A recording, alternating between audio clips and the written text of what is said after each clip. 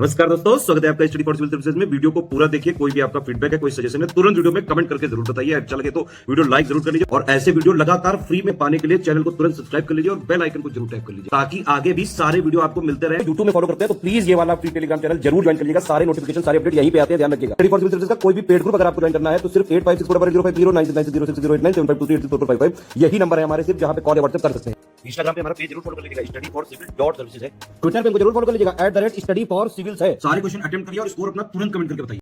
नमस्कार दोस्तों, आप सभी का स्वागत है स्टडी फॉर एग्जाम में। दोस्तों, यह यूपी SSSC लेखपाल के सामान्य अध्ययन सीरीज का 20वां वीडियो है। वीडियो शुरू करने से पहले मैं आपको बताना चाहता हूँ, हमारे कई पेड ग्रुप चलते हैं। अगर आप इन पेड ग्रुप को लेना चाहते हैं तो दिए गए नंबर पर कॉल कर जानकारी प्राप्त कर सकते हैं। तो दोस्तों, देखते हैं आज का पहला प्रश्न। लो, यहाँ पर आपको बताना है किस राज्य की सीमा जो है वह म्यांमार से स्पर्श है। यहाँ पे 5 राज्य दिया गया है: मिजोरम, मणिपुर, नागालैंड, अरुणाचल प्रदेश और असम। आपको आसानी समझ में है इसलिए यहाँ पे एक मैप का भी प्रयोग किया गया है। आप लोग ऑप्शन पढ़ लीजिए। यह आपका म्यांमार है और म्यांमार की जो सीमा है यह आपके अरुणाचल प्रदेश, नागालैंड, मणिपुर और मिजोरम को जो है वह स्पर्श करती हैं। असम आपका यहाँ पर है तो इसलिए जो है असम से म्यांमार की सीमा स्पर्श नहीं करती हैं। तो इस प्रकार जो है इसका जो पहला ऑप्शन है वह सही हो जाएगा कि म्यांमार की सीमा जो है यह अरुणाचल प्रदेश, नागालैंड, मणिपुर और मिजोरम से स्पर्श करती हैं। तो इस प्रकार पहला जो ऑप्शन है वह सही है। और यह जो है भारत के पूर्वी दिशा में स्थित है म्यांमार, और पहले जो इसका नाम था वह बर्मा था। और वर्तमान में यहाँ पर सैन्य जुंटा का शासन है। आते हैं अगला प्रश्न। लो, प्रधानमंत्री सुरक्षा बीमा योजना कब शुरू की गई थी? 2016, 2013, 2015 या 2017? तो इसका जो सही आंसर है वो ऑप्शन सी, वर्ष 2015 में प्रधानमंत्री सुरक्षा बीमा योजना जो है वह शुरू की गई थी और इसे मई 2015 में शुरू किया गया था कोलकाता से। और इसके अंतर्गत पर्सन जो है वह प्रतिवर्ष 12 रुपये भुगतान करके 2 लाख रुपए तक जो है बीमा कवर प्राप्त करता है। तो इसका जो ऑप्शन सही है वह सही है। स्टार्च क्या है? मोनोसैकेराइड, डाइसैकेराइड, पॉलीसैकेराइड या इनमें से कोई नहीं? तो इसका जो सही आंसर है वो ऑप्शन सी, स्टार्च जो है यह एक पॉलीसैकेराइड है और यह कार्बोहाइड्रेट का एक प्रकार होता है जो हमारे अनेक खाद्य पदार्थों में उपस्थित होता है, जैसे चावल, आलू, मटर, इन सभी में स्टार्च उपस्थित होता है। तो आइए देखते हैं अगला प्रश्न। लो, संविधान सभा द्वारा स्थापित मौलिक अधिकारों और अल्पसंख्यकों हेतु सलाहकार समिति के अध्यक्ष कौन थे? पंडित नेहरू, सरदार पटेल, BN राव या भीमराव अम्बेडकर? तो इसका जो सही आंसर है वो ऑप्शन बी, सरदार पटेल जी जो थे वह मौलिक अधिकारों और अल्पसंख्यकों हेतु सलाहकार समिति के अध्यक्ष थे। और इन्होंने कई भारतीय रियासतों के एकीकरण में इन्होंने काफ़ी महत्वपूर्ण योगदान दिया था। और 1928 में बारदोली सत्याग्रह जो हुआ था उन्हीं में उसी सत्याग्रह में जो है सरदार की उपाधि इन्हें प्रदान की गई थी। और इन्हीं का स्टैचू ऑफ यूनिटी की एक मूर्ति बनी है जो दुनिया की सर्वोच्च सबसे ऊंची जो है मूर्ति है, और उस मूर्ति जो लंबाई है वह 182 मीटर है और यह गुजरात में बनी है।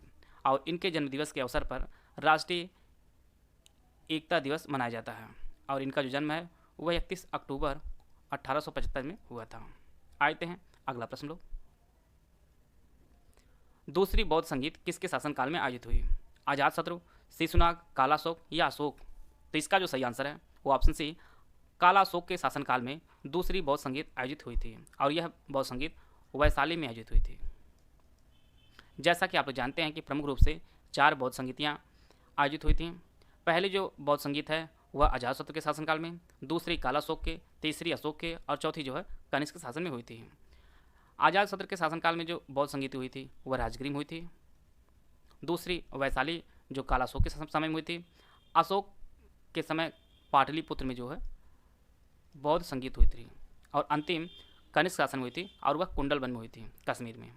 आते हैं अगला प्रश्न। लो, भारत छोड़ो आंदोलन 1942 के दौरान समानांतर सरकार कहाँ स्थापित की गई थी? बलिया, मिदनापुर, सतारा या उपरोक्त सभी? तो इसका जो सही आंसर है वो ऑप्शन डी, इन सभी जगहों पर समानांतर सरकार स्थापित की गई थी। यह उत्तर प्रदेश के बलिया में, दूसरा मिदनापुर में, सतारा जो है यह आपके महाराष्ट्र में स्थित है और मिदनापुर जो है यह आप लोग कमेंट बॉक्स में बताइएगा कि मिदनापुर कहाँ स्थित है वर्तमान में। आते हैं अगला प्रश्न। लो, ऊंचाई के अनुसार आपको यहाँ पर 4 चोटियाँ दी गई हैं, उनको अवरोही क्रम में व्यवस्थित करना है। गॉडविन ऑस्टिन, नंगा पर्वत, नंदा देवी और कामियत यहाँ पे दिया गया है। इसके लिए 4 ऑप्शन दिया गया, आप लोग ऑप्शन पढ़ लीजिए। गाडविन ऑस्टिन जो ऊंचाई है वह कुल 8611 मीटर है। नंगा पर्वत की जो कुल ऊंचाई है वह कुल 8126 मीटर है। नंदा देवी की जो कुल ऊंचाई है वह कुल 7817 मीटर है। और कामियत की जो ऊंचाई है वह 7756 मीटर है। यहाँ पर आरोही क्रम पूछा है, तो यह आपका घटता हुआ क्रम आपको बताना है। तो सबसे पहले जो है गाडविन ऑस्टिन आएगा, इसके बाद नंदा पर्वत आएगा, नंगा पर्वत आएगा, फिर नंदा देवी आएगा और अंत में जो है कामियत आएगा। तो इस प्रकार जो है इसका जो पहला ऑप्शन है वह सही हो जाएगा। आते हैं अगला प्रश्न लोग। किस संविधान संशोधन एक्ट के अंतर्गत मतदाताओं की आयु 21 वर्ष से घटाकर 18 वर्ष की गई? 61वें, 62वें, 63वें या 64वें? तो इसका जो सही आंसर है वो ऑप्शन ए 61वें संविधान संशोधन द्वारा जो है मतदाताओं की आयु 21 वर्ष से घटाकर 18 वर्ष की गई थी और इसे 1989 में किया गया था। और उस टाइम भारत के जो प्रधानमंत्री थे वह राजीव गांधी जी थे और इसे आर्टिकल 326 में संशोधित किया गया था। तो इसका जो पहला ऑप्शन है वह सही है। आए थे अगला प्रश्न लोग। तीसरे जल पुरस्कार में प्रथम स्थान किस राज्य को दिया गया है? उत्तर प्रदेश, बिहार, केरल या मिजोरम? तो इसका जो सही आंसर है वो ऑप्शन ए तीसरे जल पुरस्कार में प्रथम स्थान उत्तर प्रदेश को दिया गया है, दूसरे स्थान पर राजस्थान रहा है और तीसरे स्थान पर तमिलनाडु रहा है। और इसे जल शक्ति मंत्रालय द्वारा प्रदान किया जाता है और यह इसका तीसरा संस्करण था। पहली बार वर्ष 2018 में जल पुरस्कार प्रदान किया गया था। आते हैं अगला प्रश्न लोग। निम्नलिखित में से कौन सी नदी जो है गंगा नदी की सहायक नदी नहीं है? घाघरा, गंडक, कोसी और तीस्ता? तो इसका जो सही आंसर है वो ऑप्शन डी तीस्ता जो है यह गंगा नदी की सहायक नदी है, सहायक नदी नहीं है बल्कि यह ब्रह्मपुत्र की सहायक नदी है तीस्ता। बाकी घाघरा, गंडक और कोसी नदियाँ जो है ये सभी गंगा नदी की सहायक नदी है और इसके साथ यमुना, रामगंगा, सरयू, सोन ये सभी जो है गंगा नदी की सहायक नदियाँ हैं। गंगा नदी कुल जो लंबाई है वो कुल 2525 किलोमीटर इसकी कुल लंबाई है।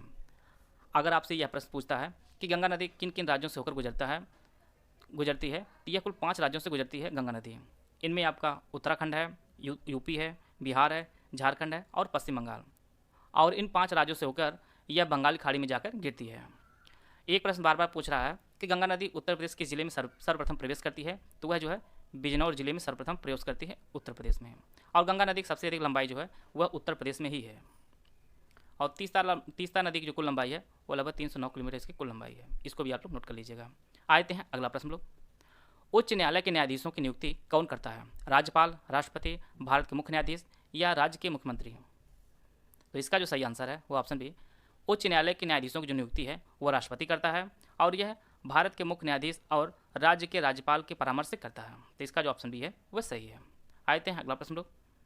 निम्नलिखित में से कौन गोबर गैस का घटक नहीं है? मीथेन, कार्बन डाइऑक्साइड, हाइड्रोजन या अमोनिया?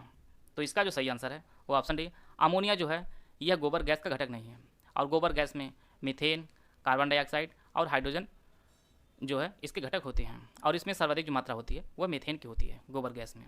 आते हैं अगला प्रश्न लोग। विजय दिवस किस दिन मनाया जाता है? 16 दिसंबर, 25 दिसंबर, 5 जुलाई या 26 नवंबर? तो इसका जो सही आंसर है वो ऑप्शन ए 16 दिसंबर को प्रत्येक वर्ष विजय दिवस मनाया जाता है और यह जो पाकिस्तान के ऊपर विजय प्राप्त करने के उपलक्ष्य मनाया जाता है। और भारत ने 1971 में 26 दिसंबर को पाकिस्तान पर विजय प्राप्त की थी और उसी के उपलक्ष्य में 16 दिसंबर को विजय दिवस मनाया जाता है और इसके परिणाम स्वरूप बांग्लादेश बनता है। 1971 में बांग्लादेश बनता है। आते हैं अगला प्रश्न लोग। बरौनी तेल कारखाना कब स्थापित किया गया था? 1964, 1966, 1962 या 1956?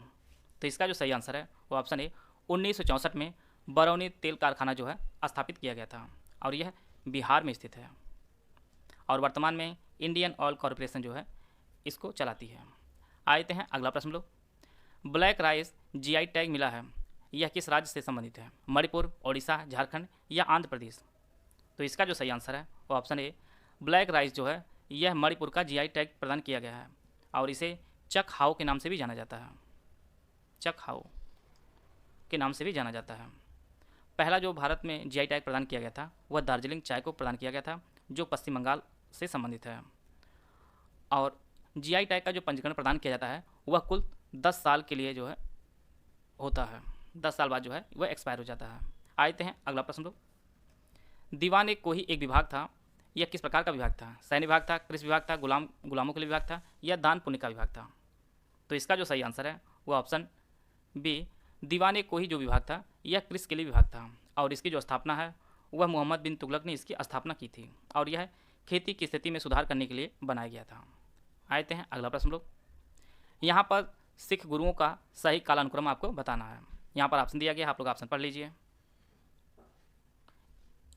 इसका जो सही आंसर है वो ऑप्शन डी, सर्वप्रथम गुरु नानक जी थे, फिर इसके बाद गुरु अंगद, फिर गुरु अमरदास, इसके बाद रामदास जी, और अंत में जो है अर्जुन दास का क्रम आता है। जैसा कि आप लोग जानते हैं कि कुल 10 सिख गुरु हुए थे। पहले जो गुरु थे वह गुरु नानक थे, और अंतिम जो गुरु थे वो गुरु गोविंद सिंह जी थे। आते हैं अगला प्रश्न लोग। आधुनिक आवर्त सारणी में कुल कितनी उपधातुएँ हैं? 4, 5, 6 या 7? तो इसका जो सही आंसर है वो ऑप्शन डी, कुल 7 उपधातुएँ हैं आधुनिक आवर्त सारणी में, और वह जो उपधातुएँ हैं वह बोरान है, सिलिकॉन है, जर्मेनियम है, आर्सेनिक है, एंटीमनी है, टेलुरियम है और पोलोनियम है। तो कुल ये हैं आधुनिक आवर्त सारणी में। आते हैं अगला प्रश्न लोग। द ओरिजिन ऑफ स्पीसीज नामक पुस्तक जो है कब प्रकाशित की गई थी? 1863, 1852, 1855 या 1859? तो इसका जो सही आंसर है वो ऑप्शन डी, 1859 में द ओरिजिन ऑफ स्पीसीज नामक पुस्तक प्रकाशित की गई थी, और यह जो पुस्तक है वह चार्ल्स डार्विन ने लिखी थी। चार्ल्स डार्विन ने लिखी थी। आते हैं अगला प्रश्न लोग। लेटेस्ट डाटा के अनुसार गेहूं के उत्पादन में किस राज्य का दूसरा स्थान है? उत्तर प्रदेश, बिहार, पंजाब या मध्य प्रदेश?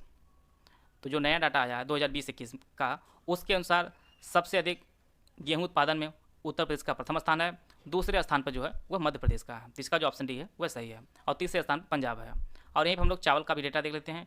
चावल के कुल उत्पादन में पश्चिम बंगाल का प्रथम स्थान है, दूसरे स्थान पर यूपी है, और तीसरे स्थान पर पंजाब का है।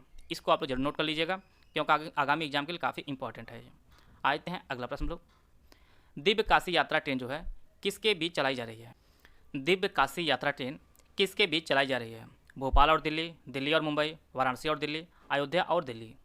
तो इसका जो सही आंसर है वो ऑप्शन सी, वाराणसी और दिल्ली के मध्य दिव्य काशी यात्रा ट्रेन चलाई जा रही है, और यह देखो अपना देश योजना के तहत चलाई जा रही है। तो इसका जो ऑप्शन सी है वह सही है। आते हैं अगला प्रश्न लोग। भारत का पहला भारतीय विरासत संस्थान किस शहर में बनाया जाएगा? नोएडा, लखनऊ, कानपुर या वाराणसी? तो इसका जो सही आंसर है वो ऑप्शन ए, नोएडा में स्थापित किया जाएगा पहला भारतीय विरासत संस्थान। तो इसका जो ऑप्शन ए है वह सही है। IPL 2022 का स्पॉन्सर कौन है? पेटीएम, ड्रीम 11, वीवो या टाटा ग्रुप? तो इसका जो सही आंसर है वो ऑप्शन डी, IPL 2022 का स्पॉन्सर जो है वह टाटा ग्रुप है, और इन्होंने जो है वीवो को रिप्लेस किया है। पिछली बार जो है वह वीवो स्पॉन्सर था, और इस बार जो है टाटा ग्रुप है 2022 का। आते हैं अगला प्रश्न लोग। इंडोनेशिया की जो नई राजधानी बनी है नुसंतारा, आपको बताना है यह किस द्वीप पर स्थित है? बोर्नियो, हवाई, जावा या बाली? तो इसका जो सही आंसर है वह ऑप्शन ए, बोर्नियो द्वीप पर स्थित है नुसंतारा, जो इंडोनेशिया की नई राजधानी बनी है। इंडोनेशिया की जो पहली राजधानी थी वह जकार्ता थी, और उन्होंने जो है जकार्ता से अपनी राजधानी हटाकर नुसंतारा की कर दिया है। और इंडोनेशिया जो है जनसंख्या की दृष्टि से विश्व का चौथा बड़ा देश है, यह भी आप लोग नोट कर लीजिएगा। और मुस्लिम आबादी की दृष्टि से देखा जाए तो इंडोनेशिया में सबसे ज़्यादा मुस्लिम आबादी है पूरे विश्व में। आते हैं अगला प्रश्न लोग।